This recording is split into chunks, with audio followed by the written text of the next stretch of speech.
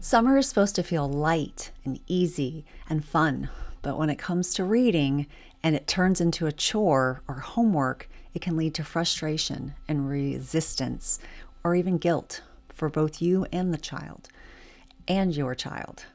In today's video, I'm going to share 3 stress-free strategies to help your child keep reading consistently during the summer without bribes, battles, or burnout. Hope you stick around.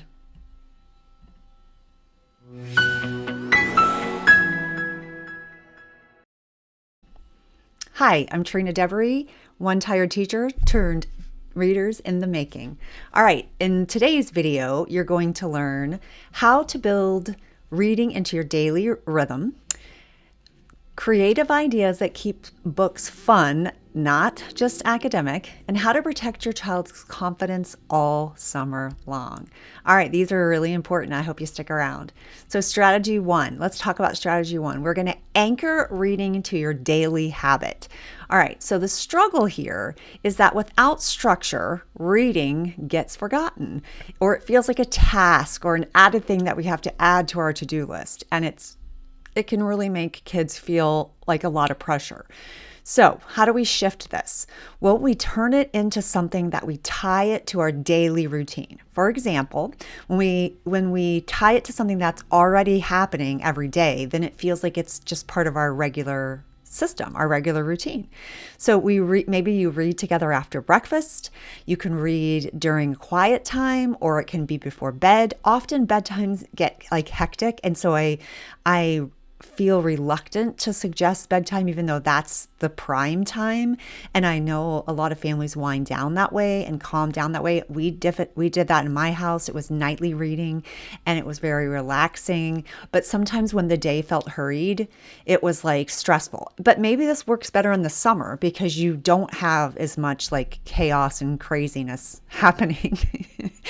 Maybe. So find a time that is joyful, that is like, okay, so we just finished breakfast, it's story time. Every day after breakfast, it's story time. Like that also sounds really delightful. Or even at lunch, after lunch, it's story time. All right, so that's just one thing that you can do. Another thing that you can do is you can keep books in your car. By the pool, you can have books even out on the patio or even near the snacks.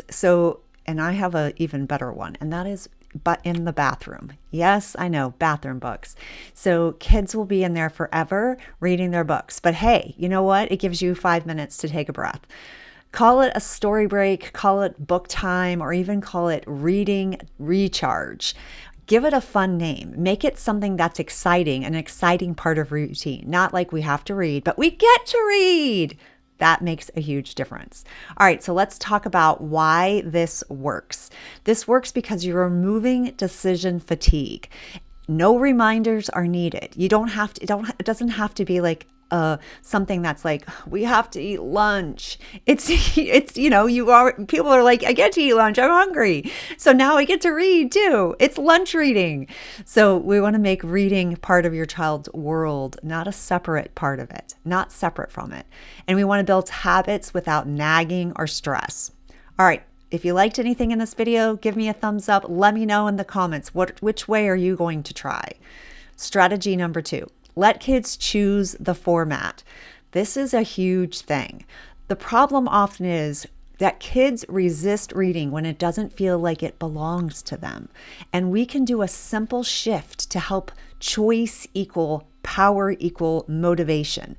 And that can be really key. And what do I mean by choice? Well, I mean things like, let them read graphic novels, let them read joke books, let them read nonfiction, let them read books about sharks, let them read audiobooks, let them read picture books, whatever pulls them in, anything goes. Create a yes basket filled with light, funny, or high interest books. Use a summer reading menu. Choose a book with a dragon, one that makes you laugh, or one someone else picks for you. Ooh, that's a good one. So why does this work? It keeps reading joyful, not forced. It empowers reluctant readers to find what they love, and that is a huge key. It builds internal motivation, not external pressure. So if you liked anything you heard here and you're like, yes, I definitely appreciate this and I'm going to share it with a friend because we've been talking about how to get our kids to love reading through the summer. All right, strategy number 3, make it about doing and not about just reading. I hate to say just reading because I love reading, so I don't want to say it like that, but make it about doing as well as reading.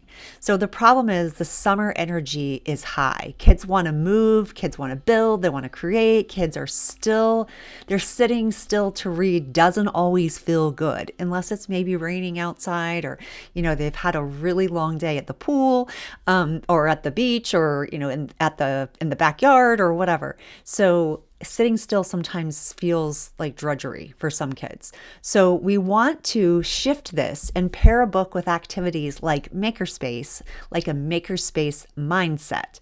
So for example, we could read Pigeon Finds a Hot Dog and create a recipe or a food stand. We could read After the Fall and build Humpty's next invention or using recyclables. We could read The Day the Crayons Quit and act out a skit or make a crayons feeling puppet. Or they could take the problem from The Day the Crayons Quit and they could come up with solutions, open-ended solutions, so that we're not telling them what to make. They have to figure it out because they have to get creative and they have to think critically. And that makes it even more of a makerspace mindset. So why does this work? This works because reading becomes playful, it becomes interactive, it becomes creative. Helping kids make meaning beyond the page.